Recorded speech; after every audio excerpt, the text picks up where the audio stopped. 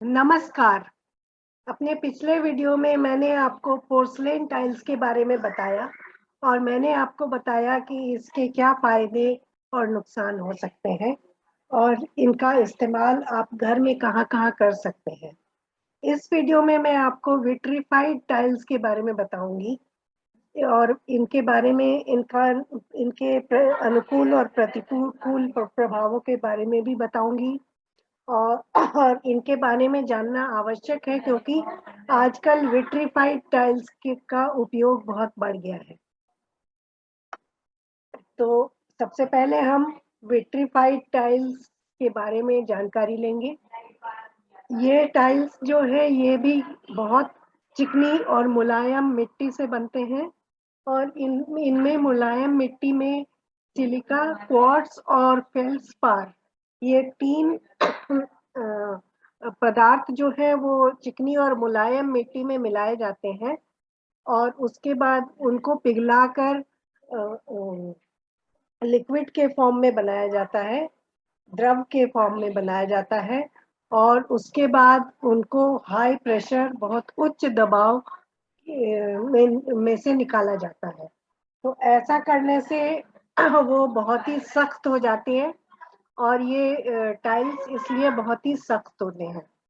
और इसके बाद इनको बहुत सारे रंगों में रंगा जाता है और इनमें बहुत सारी डिजाइन बन सकती हैं। जैसे पत्थर की तरह की डिजाइन निकाली जा सकती है, लकड़ी की तरह की डिजाइन निकाली जा सकती है और ईंटों की तरह की डिजाइन निकाली जा सकती है। इनके ऊपर डिजाइन प्रिंट भी की जा सकती है और इनको भी जैसे हमने देखा कि पोर्सलेन टाइल्स की तरह ही इनको भी पिघले हुए शीशे से चारों तरफ से पेंट किया जाता है जिससे कि इसमें पॉलिश और चमक आ जाती है और इसको इस तरह से बनाया जाता है इसके कारण ये बहुत ज्यादा सख्त हो जाते हैं और ये सिरामिक और पोर्सलिन टाइल्स दोनों से ज्यादा सख्त होते हैं और क्योंकि ये इतने सख्त होते हैं इसलिए हम इन्हें घर में हर जगह पर इनका इस्तेमाल कर सकते हैं और इनका बहुत सारे रंगों और डिजाइनों में ये मिलती हैं इसलिए आप अपनी पसंद के मुताबिक इनकी खरीद कर सकते हैं। अब हम इनके फायदों के बारे में जानेंगे। जैसा कि हमने देखा कि ये बहुत सख्त होती हैं और ये सिरामिक और पोर्सलेन टाइल्स से ज्यादा सख्त होती हैं इसलिए ये बहुत दिनों तक चलती हैं और जल्दी टूटती नहीं है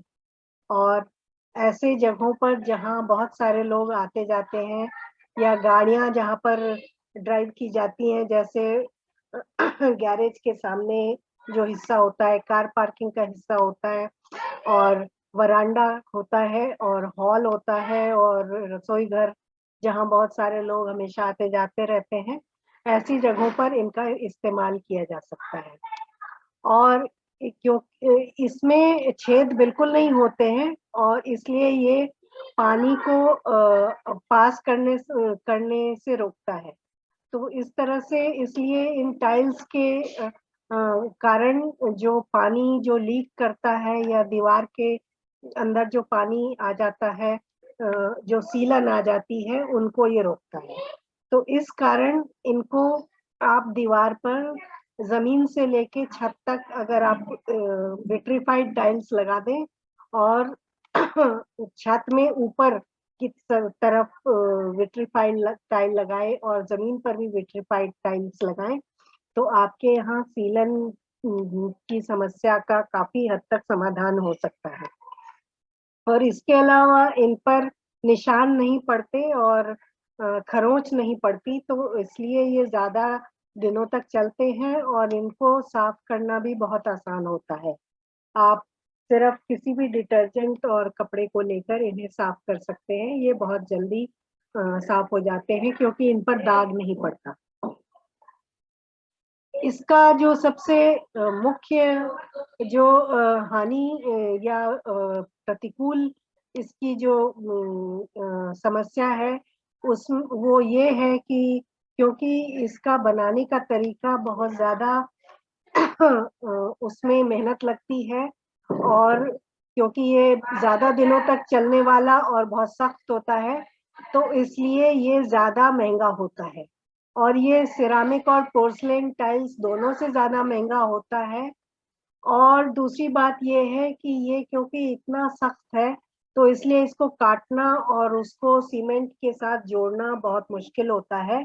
तो इसलिए इसको जोड़ने के लिए और लगाने के लिए ऐसे मैकेनिक की आवश्यकता होती है जो इन विट्रिफाइड टाइल्स को लगाना जानता हो। और इसको लगाने में जो खर्च आता है वो भी सिरेमिक और पोर्सिलेन टाइल्स से ज़्यादा आता है। तो ये 2 या 3 इसके जो मुख्य प्रतिकूल प्रभाव है वो है। वैसे विट्रिफाइड टाइल्स जो हैं वो सिरेमिक और पोर्सिलेन टाइल्स से ज़्यादा लाभकारी है। तो इस हिसाब से आप फैसला कर सकते हैं कि आप अपने घर में कहाँ पर विट्रिफाइड टाइल्स लगाना चाहते हैं। तो आज के लिए इतना ही और अगले वीडियो में मैं आपको कुछ और बताऊँगी।